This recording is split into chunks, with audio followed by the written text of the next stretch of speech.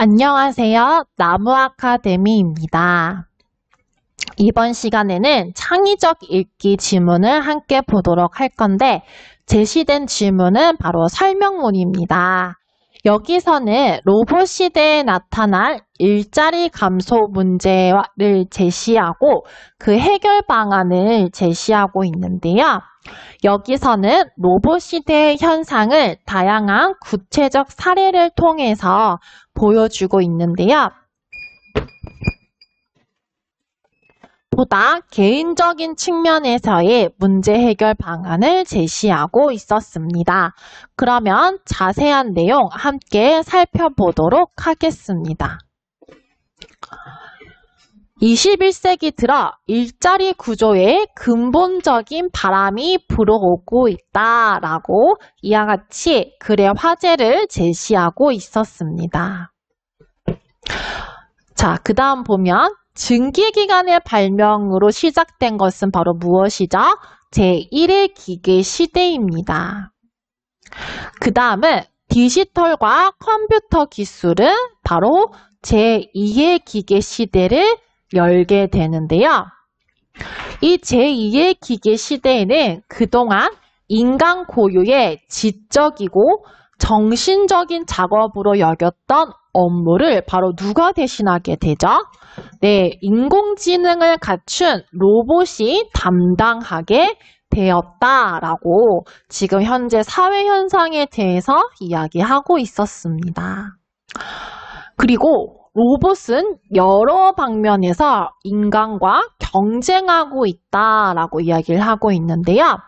그러면서 이와 같이 다양한 사례를 들어서 로봇이 얼마나 인간의 삶에 근접하게 가까이 있는지를 제시하고 있었습니다.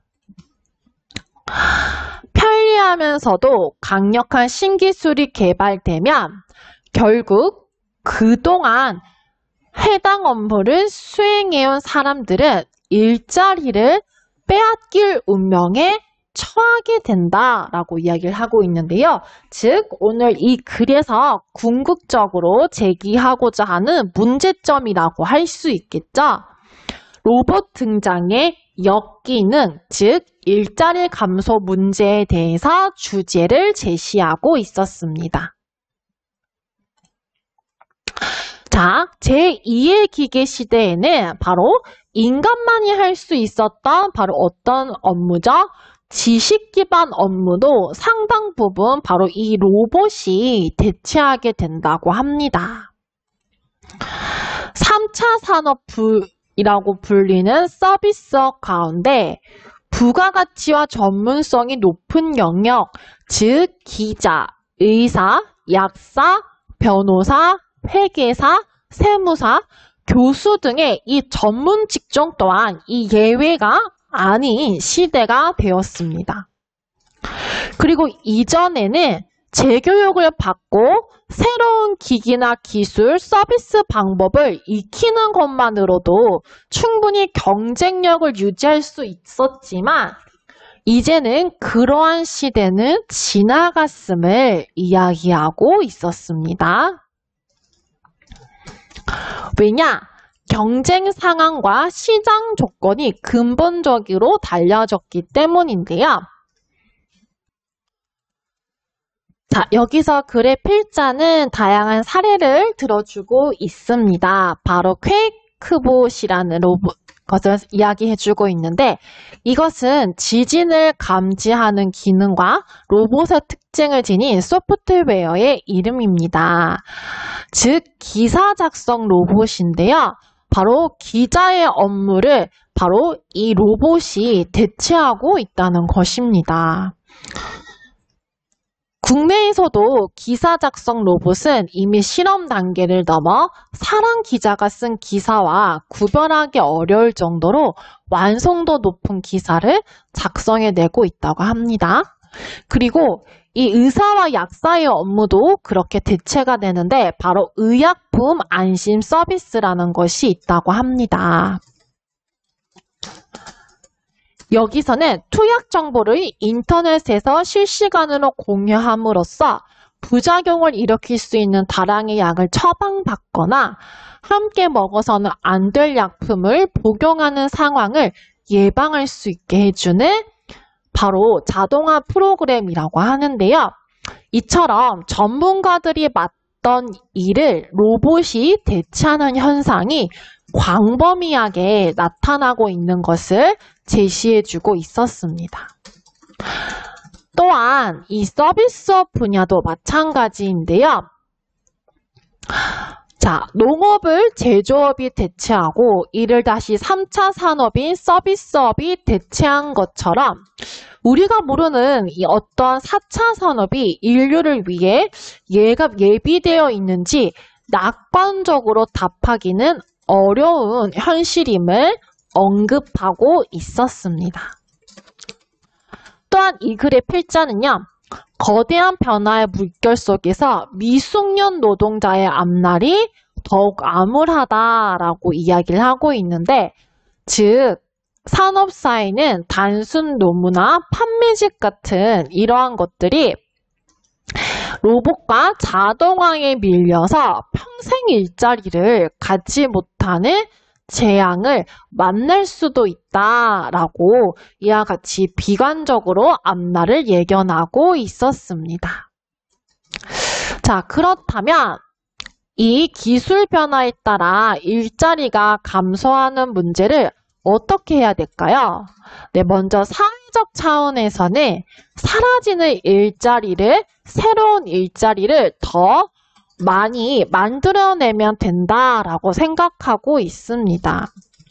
하지만 개인에게 중요한 것은 사라지는 일자리보다 새로운 일자리가 더 많이 생길지에 대한 논의가 아니라 바로 자동화의 거센 물결 속에서 내 일자리가 앞으로 유지될 수 있느냐 하는 것이 더 중요한 문제일 거라고 이야기를 하고 있는데요. 자, 이 글의 서술상의 특징을 보시면 아시겠지만 두 가지의 상반된 관점이 제시되어 있습니다. 이 글의 필자는 이 로봇 문명에 대해서 비관적으로 바라보는 사람인 반면 이 로봇 문명에 대해 낙관하는 사람들 또한 있습니다. 네, 이 사람들은 무엇이라고 하냐면 로봇이 일자리를 없애더라도 생산성이 높아지고 그로 인해 사회 전체적으로 부가가치가 늘어나면 역소득세나 기본소득의 도입 또는 사회복지 확대와 같은 재분배 방법을 동원해 사람들이 일은 덜하면서 소비와 여가는 더 많이 누릴 수 있다라고 낙관하는 전망을 제시하고 있었습니다. 하지만 이에 대해서 필자는 하지만 일자리 없이 안락함을 누리는 삶이 과연 더 행복할지는 의문이라고 이 의견에 대해서 비판하고 있었는데요. 자, 이 글의 필자는 노동을 어떻게 생각하냐면 노동은 자존감을 높이고 정체성을 지키게 하는 듯 사람의 정신 건강에 갖는 의미가 크다라고 이야기하고 있습니다. 즉, 적당한 일은 행복하고 보람 있는 삶의 필수적 요소라고 생각을 하고 있는데요. 이를 뒷받침하기 위해 유명 인사의 말을 인용하기도 하였습니다.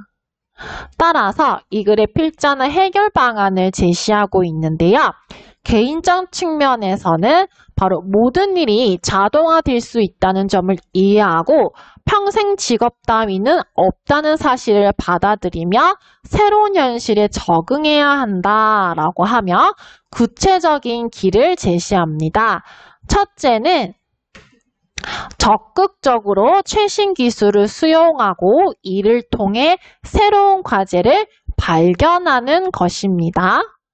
두 번째는 직업을 유지, 개선, 탐색하기 위해 지속적인 학습과 재교육을 하는 것입니다. 그리고 끝으로 주위에서 함께 일하고 싶어하는 덕성을 지니 사람이 되어야 한다라고 이야기하고 있습니다. 그런데요, 여러분, 이 창의적 읽기는 글의 내용에 비판적으로 읽거나 아니면 또 다른 대안을 제시하며 읽는 것인데요. 이 필자가 제시한 방안은 다소 현실적이기보다는 좀 추상적인 해결 방안이라고 할 수 있겠죠. 네, 이러한 것들이 또한 문제에도 출제되니 잘 파악해 주시기 바랍니다. 네, 이와 같이 다양한 기출문제도 최다 빈출 유형에 따라 분류해 놓았으니 꼭 함께 풀어보시기 바랍니다. 이 모든 자료는 나무 아카데미 홈페이지에서 이용하실 수 있습니다.